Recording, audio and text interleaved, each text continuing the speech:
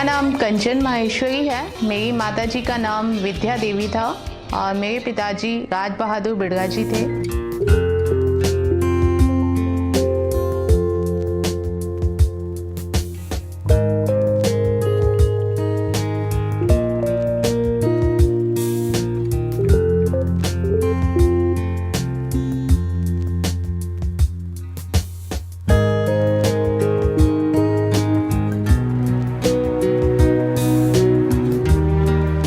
आपको मैं बताना चाहूँगी सबसे बड़ी चीज़, जब मेरी शादी हुई मुझे आटा तक गूंदना नहीं आता था और मैं एक बहुत बड़े परिवार में शादी होके आई थी। ये लोग 3 भाई थे, माताजी पिताजी थे और मैं सबसे छोटी थी। एक बच्ची एक घर से दूसरे घर में आती है तो वापस से वो छोटी बच्ची ही हो जाती है। उसको सारी शिक्षा हम अपने दूसरे घर में किस तरह एडजस्ट होना है। अंदर घुसता है जब बच्चा तब पहले घबराता है कि मैं इस घर में अंदर जा रही हूँ, मेरे को अंदर कैसा वातावरण मिलेगा। तो कंचन को वो सारा वातावरण धीरे धीरे इस घर में उसने अपने आप को एडजस्ट करा और इस तरह अच्छा परिवार बनाया कि आज वो कहाँ से कहाँ पहुँच गई। कंचन हमारे परिवार में आई तो बहू बन के थी, लेकिन कब वो परिवार की बेटी बन गई पता ही नहीं लगा।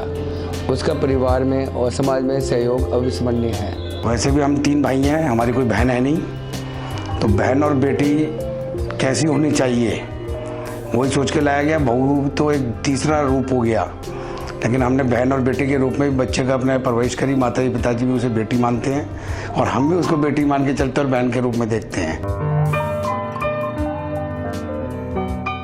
एक सबसे अहम मुद्दा होता है कि जीवन साथी का आपको कितना सहयोग मिल रहा है। जब तक आपके जीवन में आपके जीवन साथी का सहयोग नहीं होगा तो मेरा मानना तो ये है कि आप जीवन में कुछ नहीं कर सकते। मुझे जीवन साथी के रूप में एक दोस्त मिला और उन्होंने हमेशा कंधे से कंधा मिला के मुझे आगे बढ़ाया।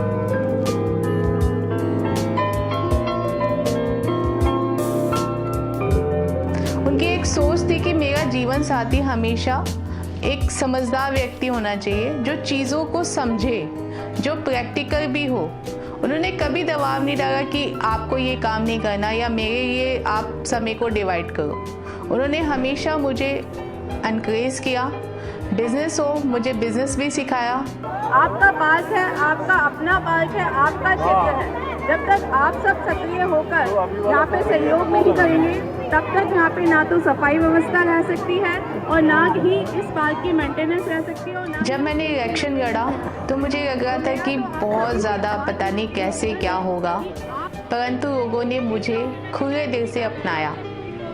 आपको जानकर खुशी होगी कि पूर्वी दिल्ली में मैं सबसे प्रथम महिला थी जिसको सबसे ज़्यादा वोट मिले। 9,115 वोटों से मुझे जनता ने जिताया। तो मुझे हमेशा लगता था कि मैं उनके विश्वास पे खरा उतर पाऊंगी या नहीं उतर पाऊंगी, परंतु उसके साथ साथ मेरे मन में एक विचार था कि जब हम पॉलिटिक्स में नहीं आए थे तो मुझे किन किन दिक्कतों का सामना करना पड़ा। तो मैं कभी भी अपनी जनता को उसके लिए बाध्य नहीं होना पड़ेगा कि उन्हें किसी भी दिक्कत का सामना नहीं करना पड़ेगा। बहुत आशाएं है कि कोई व्यक्ति आया है तो उसकी आशा टूटनी नहीं चाहिए, क्योंकि हमारे पास सिर्फ एक ही काम है कि किसी की आशा अगर हमने तोड़ दी तो हमारे जीवन में बचा ही क्या, कि हमने अपना सम्मान खो दिया। इसलिए अपने सम्मान को बनाए रखने के लिए हमें अपने व्यक्ति की आशा को हमेशा जीवित रखना है और उसके प्रत्येक कार्य को करवाने का पूरा प्रयास करना है। अब हम अपने जान में जहाँ तक है कि पेड़ लगे हमने जहाँ तक की कराई है, हमें कोई तनख्वाह ना मिली, सिर्फ 1 लाख की। मेरा तो समाज को यही कहना है कि जैसे मेरी जैसी बेटियां जो सोच भी नहीं सकती थी आज इस मुकाम पे आई, वो भी सिर्फ इसलिए हुआ कि हमारे माँ बाप, मेरे सास ससुर इतने कोऑपरेटिव थे।